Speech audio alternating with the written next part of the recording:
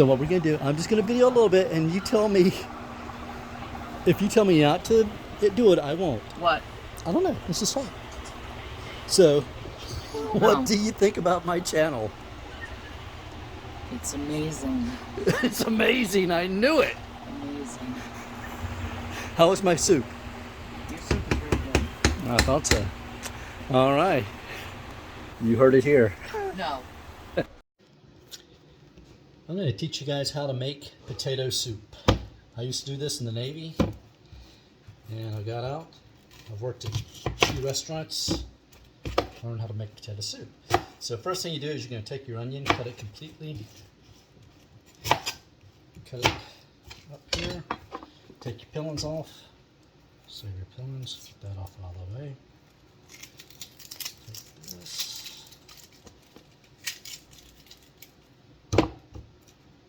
Same thing here.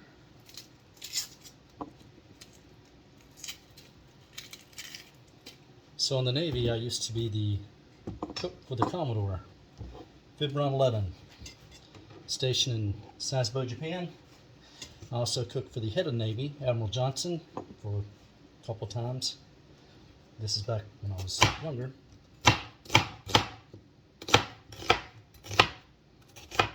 So you chop up your onion.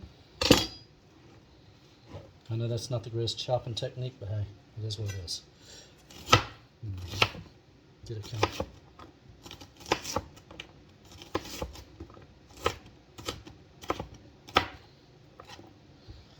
So you get your chop, slide that in your pot.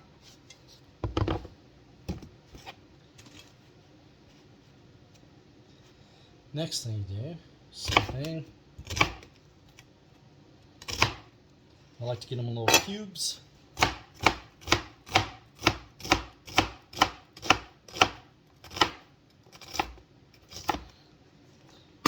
So you get your onion, put that all in there.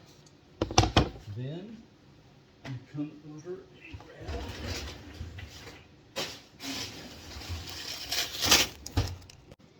Okay, the next phase is you add peas. I get frozen peas. Add about a cup. Maybe a little more, close to half a bag. I think it gives it a good flavor. So you throw your peas in there, you have your peas and your onions. And just so you can see what it looks like, that is how you have your pot. Just kind of like that, peas and onions. So, okay, the very next step is you take your potatoes, which I just washed.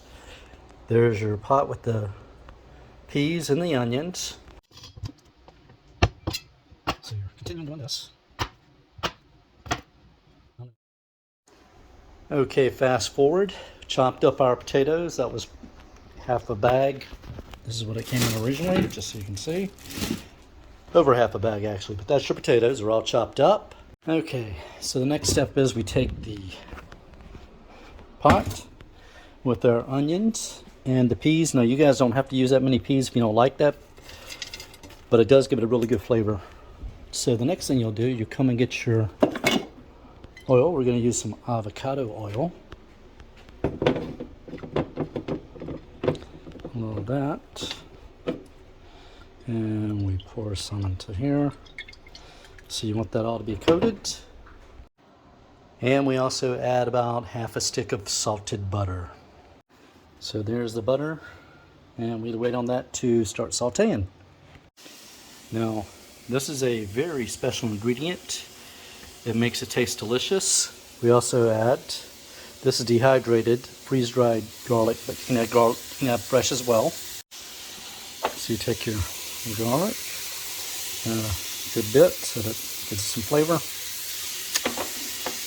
And then, 1 pack. And this has some good smell. If you guys could smell it, you would know. So I just kind of get this in there and let it saute for a couple minutes. You just want this to get translucent color on your potatoes, or not potatoes, but your onions. And let the butter melt, and then it also gets your peas all sauteed. So we're gonna let that sit for about 5 minutes, and I'll be right back. And we're gonna add one more thing. I didn't show this, so I'm gonna add it now. Add a spoon, about like that, of just garlic as well. And let that get in there and do its thing for the flavors. Okay, it's been about 5 minutes. You can see it has kind of a translucent color. The butter's almost melted completely. So next thing we're gonna add, we come over here. I have a few spices, as you can see. We're gonna add some red pepper flakes. Red pepper flakes. And I just do a little sprinkle so it gets a little spice. Then we take our potatoes, dump them in there. And then I come over here and I get some water. Just show you how we do this. Okay, I haven't done my dishes apparently, so ignore that. So we come back. You just want to barely cover up to the top of the potatoes. And then we let that kind of simmer in for about, till it starts to simmer. Basically, be about 10 minutes. I'll come back again. Okay, my wife pointed out that some of the potatoes were not completely covered, and I just covered them, just so you could see. Okay, I just realized I forgot to do something that I always do, add in with the onions and the peas. I forgot to throw my ham in there to let it saute together. So I'm taking this into a separate pan while that is not even doing its thing yet. And I'm going to saute this up real quick and get it some flavors kicking, and then I'll dump it into the potatoes. So not a major loss, but a little setback. So now we're sauteing our ham. Now, like I said, normally this would have been put in there with the onions and the peas, but apparently I'm absent-minded, and I forgot to put it in when it was supposed to. So we're just going to get this a little sauteed, and then we'll throw it in to the stuff. Okay, we got the ham in the potato soup, and we're just going to let that simmer until the potatoes start getting soft. It lets all the flavors work in. Another seasoning I like to add to it, I have Greek seasoning, and let's see if we can find it. Up here we got Greek seasoning. And then what we do, we're just going to dump some Greek seasoning in here. I don't measure anything, as you can see. I just kind of do what I think is right. A couple of seconds of shaking, you're good to go. And then let that all do its thing.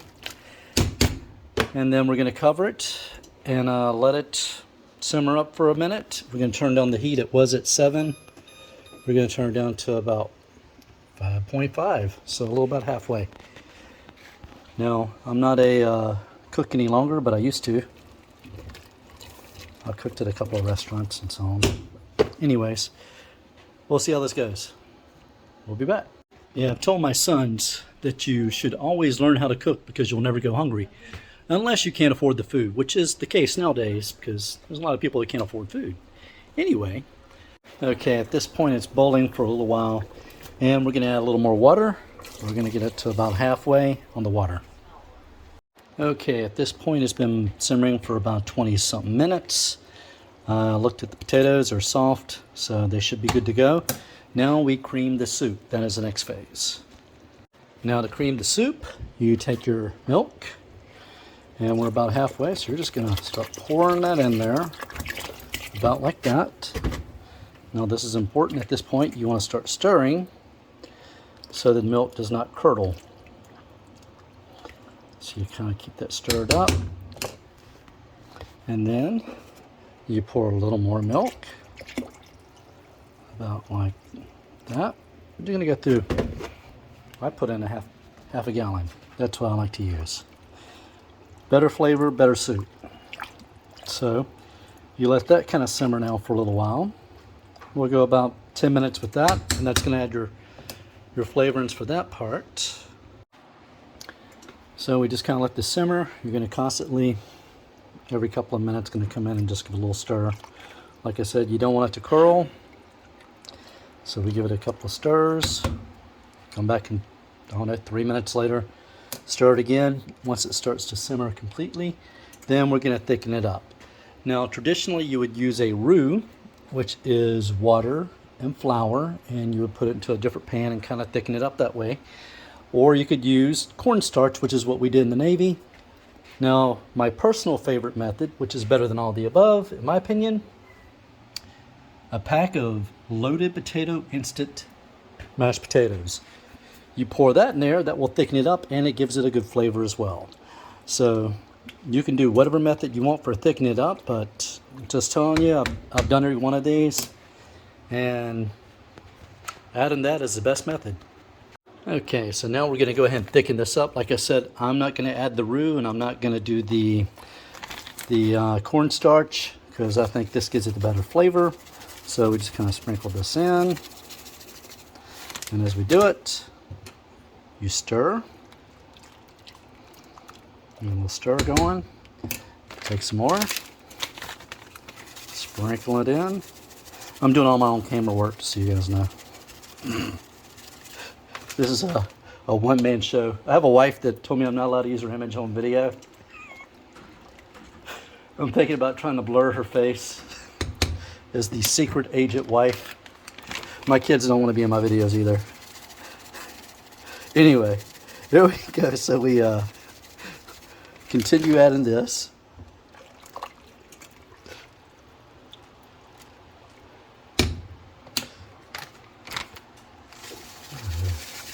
At this point, we're going to go ahead and dump it. That was probably a mistake, but anyway, we did it. So we let that go, and you know what? I made this a little bit more than I normally do, so I will probably do a roux. Maybe. We'll see.